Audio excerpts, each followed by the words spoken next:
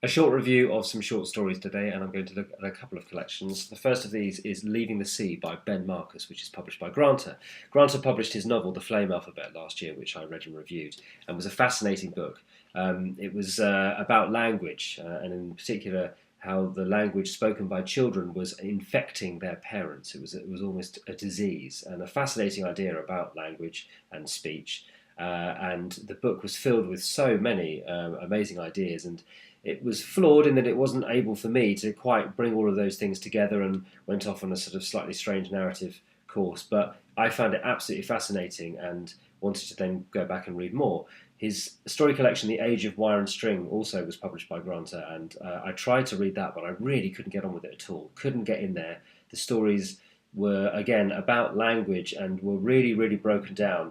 All very clever, probably, but I just couldn't read them as a sort of layman. I'm sure I know a lot of other writers, and I'm sure practitioners of writing found the stories fascinating, but a layman like me just couldn't get a narrative hold on them. So I didn't make much progress there.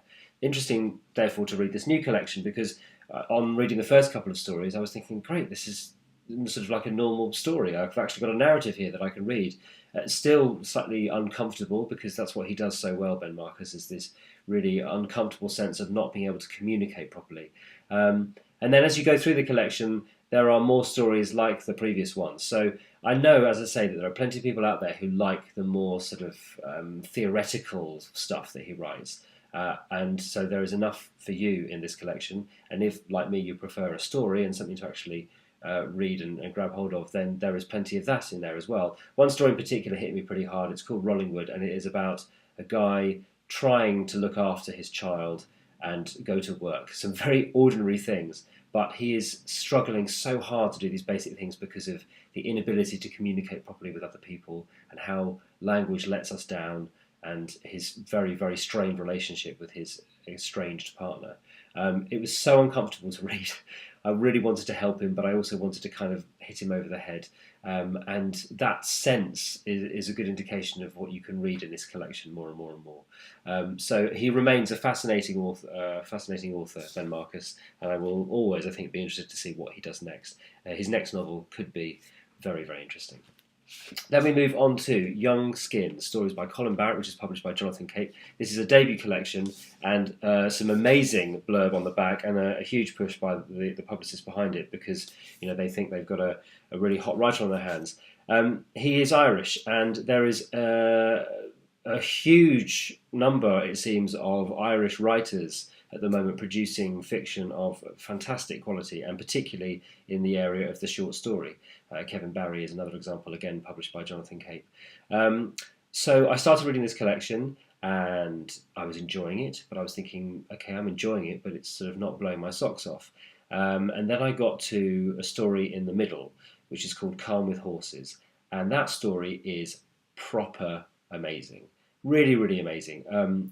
Throughout the collection, Colin Barrett he's a great writer already. He's got a fantastic turn of phrase, and yes, you can probably teach these things on a creative writing course and tell authors to go away and make sure they find a fresh way of getting their thoughts across and finding the right metaphors and similes. But he is so good at it.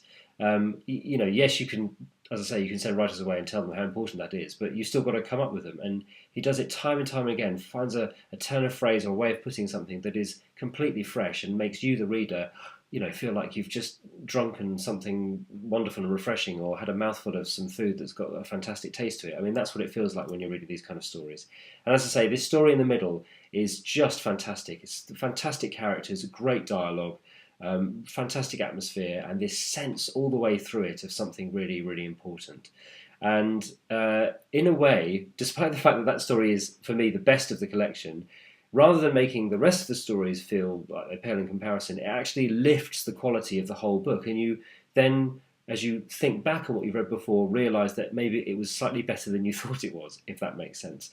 And so I probably won't go back and read them again, but it did at least make me appreciate that I had read something that was fantastic. And if Colin Barrett goes on to write a novel, I will certainly be wanting to read it. That is, of course, what short stories can be great for, introducing you to new writers in nice little bite-sized chunks. So do read short stories, because they can be fantastic. That's those two. What comes next? I don't know. You'll have to tune in and find out. Take care.